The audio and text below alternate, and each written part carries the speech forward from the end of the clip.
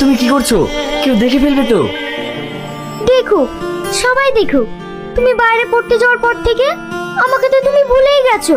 এই পাগলি, তুমি ভাবলে কি করে যে আমি তোমাকে ভুলে যাব? কেন আমাকে ছেড়ে থাকতে পারছো না? বিয়ের বয়স হয়ে গেলে এরকমই হয়। ধুর, ভালো লাগে না তোমার যত কথা।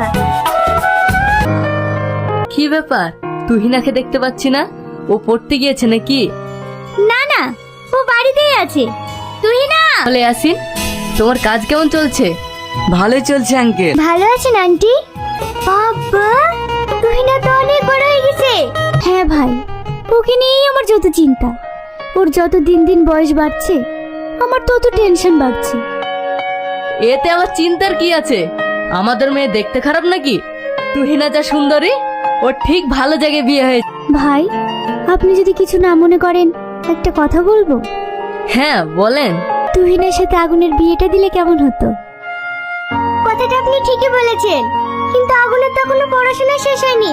ও কি এখন বিয়ে করবে? হ্যাঁ করবে।